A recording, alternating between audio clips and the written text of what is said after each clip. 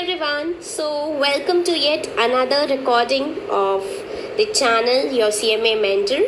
So in this recording basically I'm going to teach you a chapter which is one of the easiest chapter of your syllabus of paper number 18, that is corporate financial reporting. The name of the chapter is NBFC, that is non-banking financial company, which is a section B chapter. In this, basically the institute repeats a question which is the calculation of provisioning norms, which you'll see in most of the RTPs, MTPs or past year questions, which is one of the institute's favorite question. So we'll focus on that question as well. But I'm going to teach you some of the theory aspects as well, because maybe the institute may ask you questions regarding theory from this chapter also. So there are 7 to 8 pages notes which I have prepared for you, and you just need, what you need to do during your exam time is that you just need to go through these notes and your chapter revision will be completed. Okay, so now let's start with this chapter. Okay, 1, 2, 3 and start. So the first question which can come in your exam is the difference between banks and NBFC. So what I will suggest you is that give a read of these differences.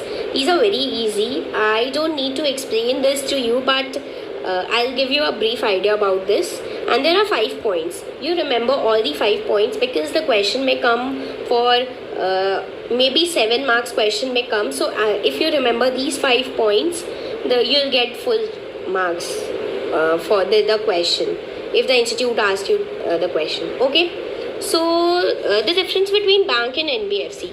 So the first point is the banks are incorporated under Banking Regulation Act 1949. But what about NBFC? NBFC is incorporated under the Companies Act 2013.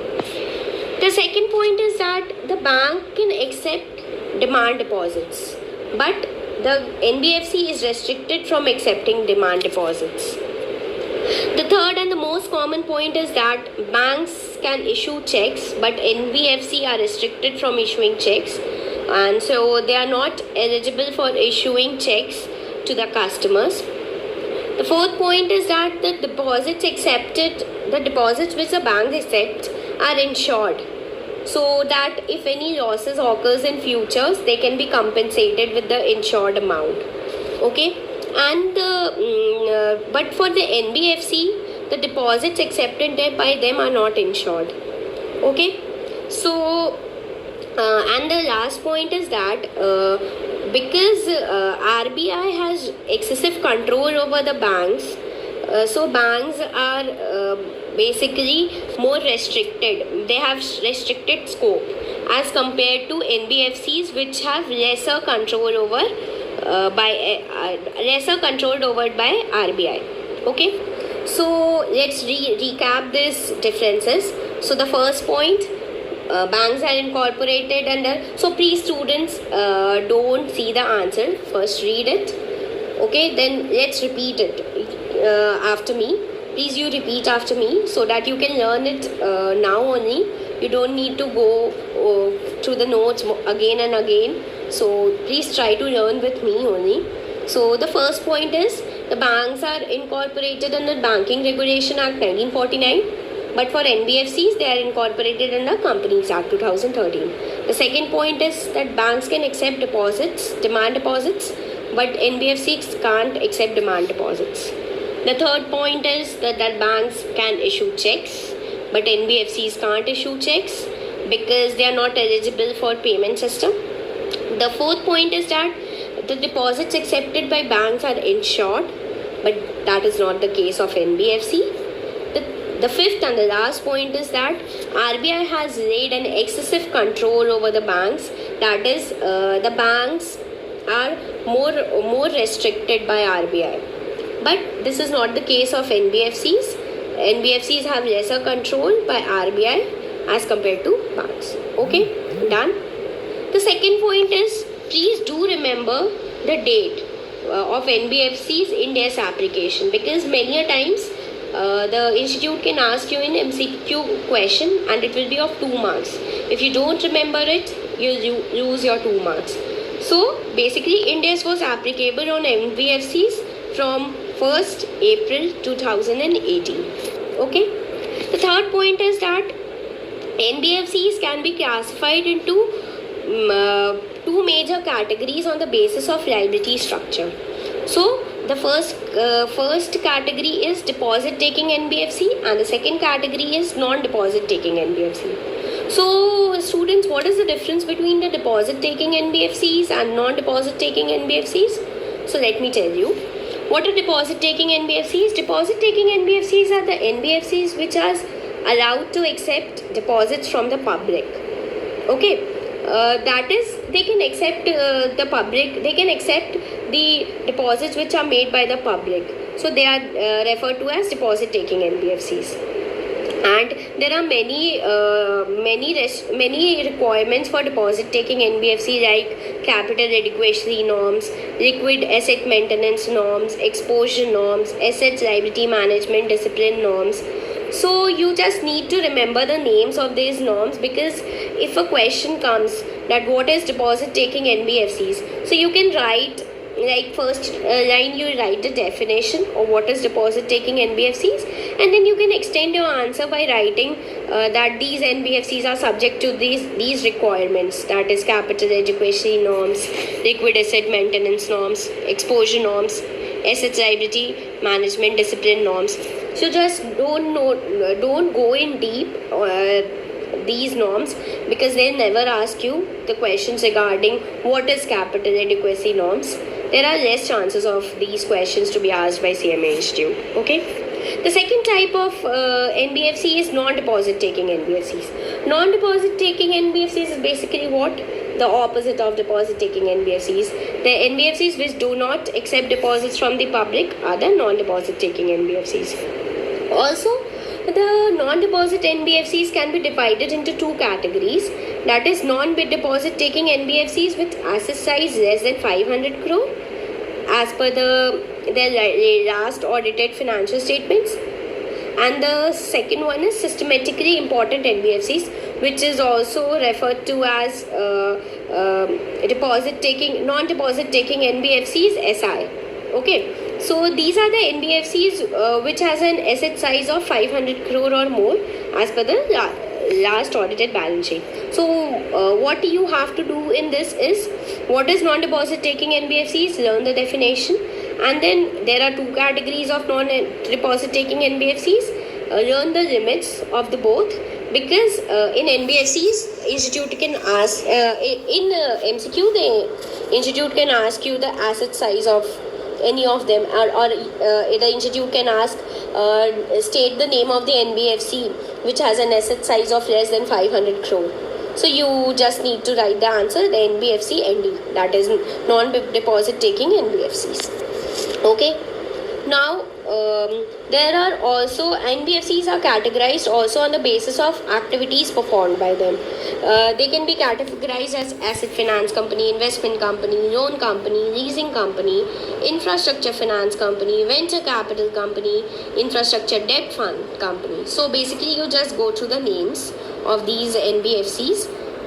You don't need to go into deep regarding these NBFCs. What are they? And suppose if in exam questions come, what are asset finance company? So by the name you can understand what is this, and you can write a definition, small one-line definition, if in exam it comes. So it is very easy. Now the main part comes into picture, that what are prudential norms. So a question can be framed, but I have never seen a question like this, but if an institute frames a question, it can frame a question, state what are the prudential norms for NBFCs, and state some of the prudential norms. So I have given you the definition, the five categories of prudential norms. You just learn the names of these, and description will learn further in this video. Okay. So let's read what is written here. In order to ensure that NBFC work on a sound and healthy lines and makes adequate disclosures in financial reports, the RBI has issued the following norms. Okay, so basically for disclosure purpose, the NBFCs have these prudential norms.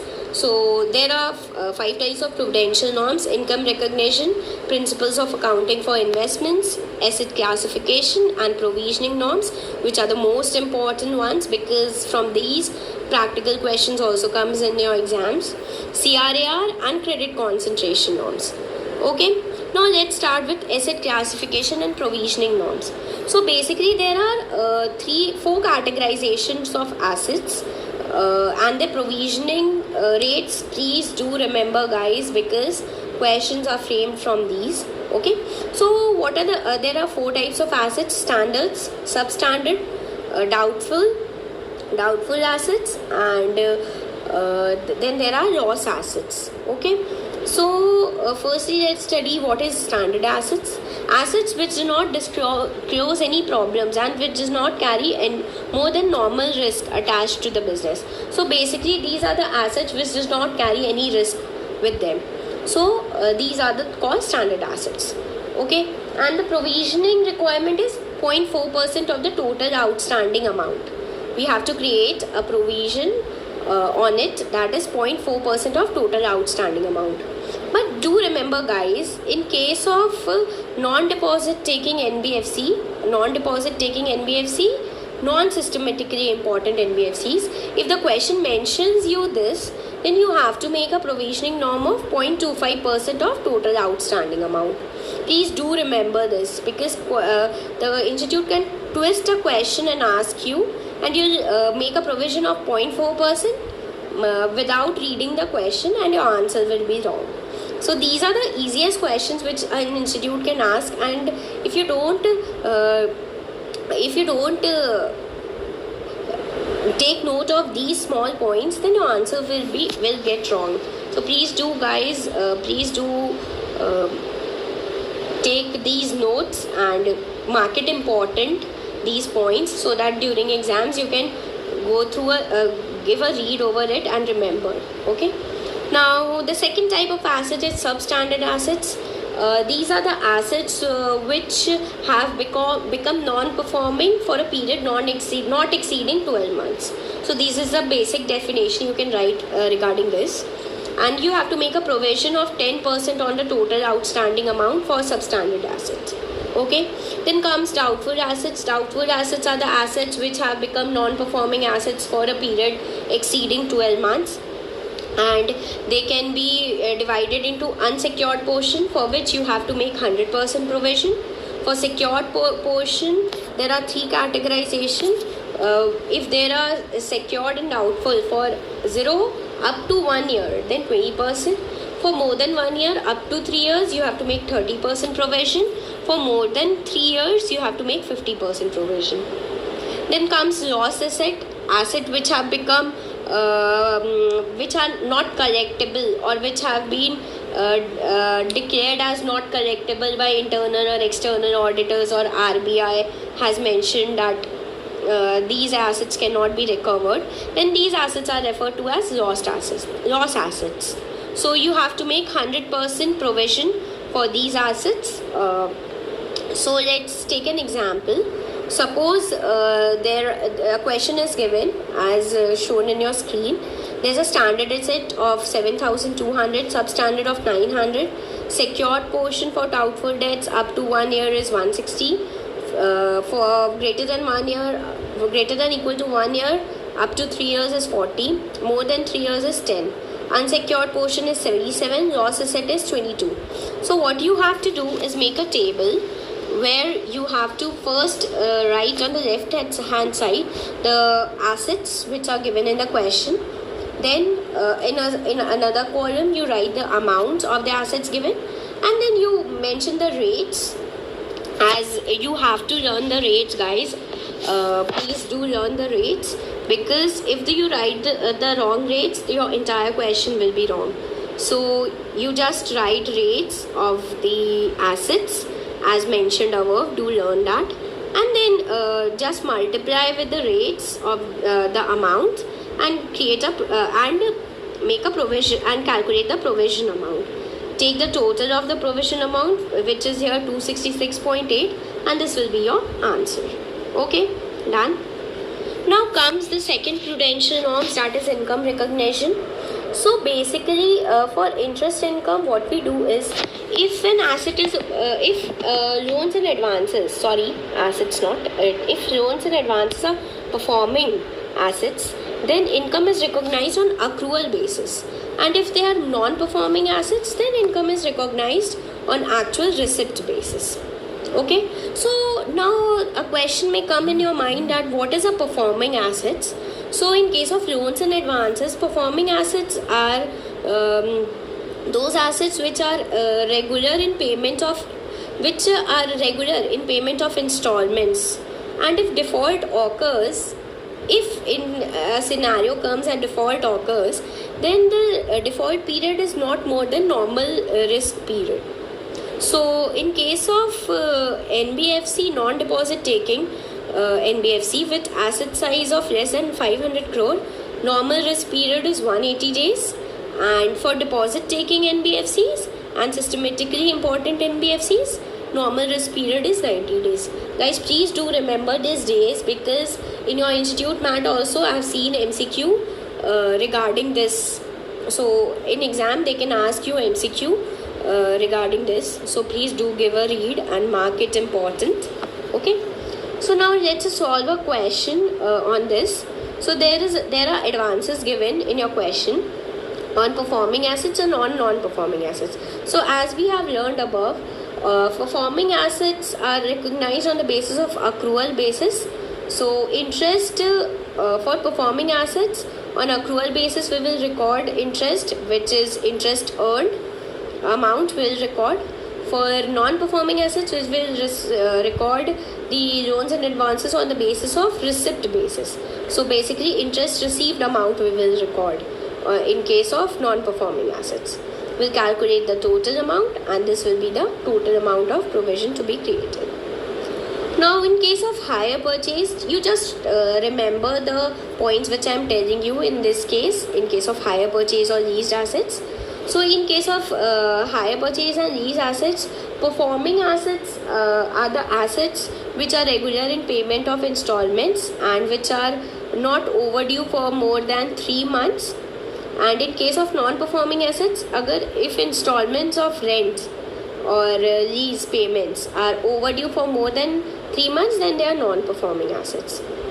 So this was a question which was asked in June attempt in MCQ for 2 marks, and people were not able to solve this because they have not gone deep into this chapter's theory. So I'm telling you, please do remember this 3 months, 90 days, 180 days limit, so that you can opt for MCQ during examination time.